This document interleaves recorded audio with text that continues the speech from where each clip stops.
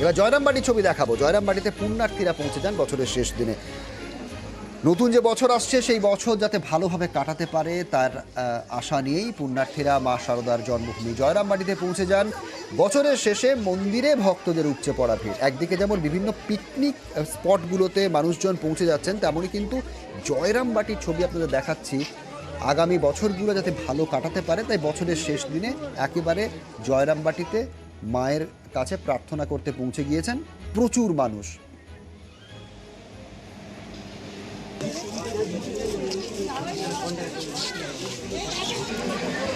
মা শারদার জন্মভূমি জয়রামবাটি। এই জয়রামবাটিতে প্রতি বছর আজকের দিনে প্রচুর মানুষ ভিড় করেন। জয়রামবাটি সকাল থেকে ঠিক কী ছবি আমাকে একবার দেবব্রত বলবে। দেবব্রত, আগামী বছরগুলো যাতে ভালো কাটে সেই কারণেই তো মায়ের কাছে পৌঁছে যাওয়া আজকে জয়রামবাটিতে।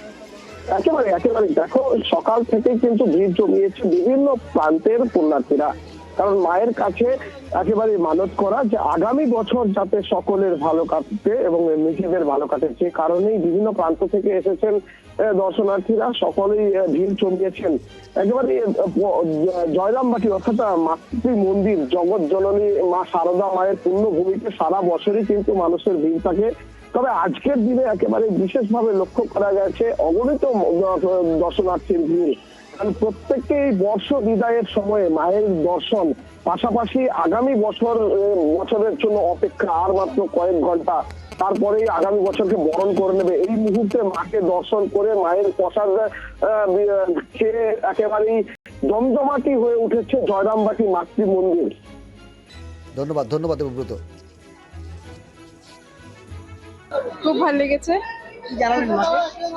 মাকে সবাই যেন ভালো থাকে, সুস্থ থাকে। খুবই ভালো লাগছে। মাকে দর্শন করাটা তো এখন দরকার, তো সেই জন্য মায়ের কাছে এসেছি যাতে করে সকলের মঙ্গল হয় এই কামনা নিয়ে এলাম। বছরের শেষে নতুন বছর আসছে, সবাই যাতে সুস্থ থাকে।